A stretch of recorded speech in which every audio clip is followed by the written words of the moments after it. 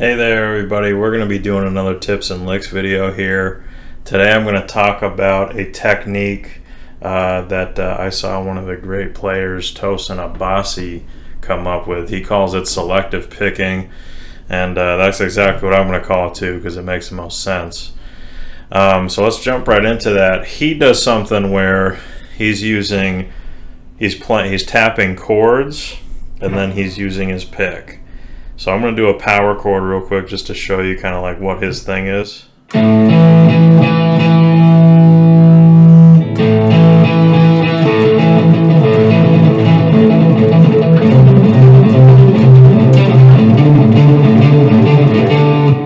So he does stuff like that where he's hammering on chords and then he's picking, but that's basically what we're doing here, only I'm using it as a way to arpeggiate a chord.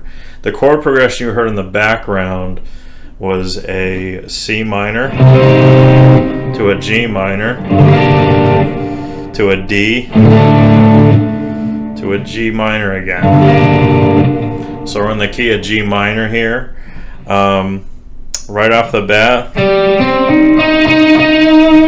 we're going to play a C minor arpeggio on the G string only. So if you're familiar with doing like tap techniques or hammer-on techniques, this is kind of similar to what that is. But the first note is going to be an open G. I'm going to then hammer on to the 5th fret first finger, and then hammer on to the 8th fret. And that's going to get me...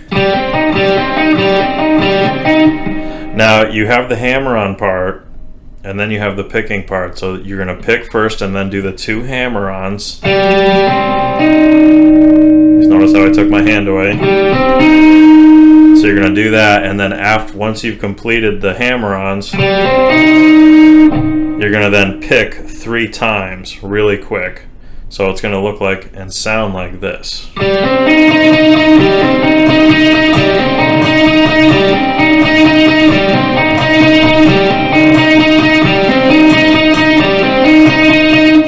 And I actually started on an upstroke just because I guess it locks me in better. So I start on an upstroke and then I go 1, 2, 3. So I start on the up, hammer on, down, up,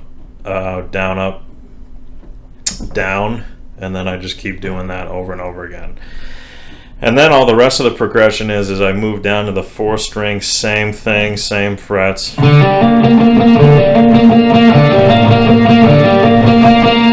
then I go down to I just slide down a fret and I get that D major chord right there with the open D, 4th fret, 7th fret right there. And I just continue using this technique. Now, then there's the rhythm part of this. And I'm going to put a piece of sheet music on the screen here to kind of show it. So what you're going to have is 30-second notes straight. But when you get to the last beat, there's going to be a mix of 2 30 seconds into a 16th, 2 30 seconds into a 16th again. And that's just that triplet feel, because I'm doing this at 100 BPM. So you're going to hear it at that right there. It almost sounds like a triplet. And you can get away with doing that too, but for ease, I just put it in as written, as you can see it there. So once you lock that in, I recommend trying this at like 60 BPM, where you're kind of doing it real slow, just like I'm doing.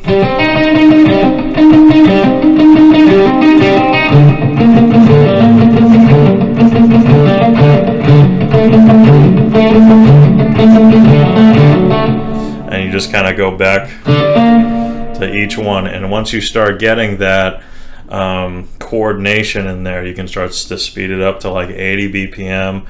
The song I'm actually doing here is 100 BPM. So once you start to lock it in, it should come fairly quickly, and once you lock in the coordination, it should just be smooth sailing after that.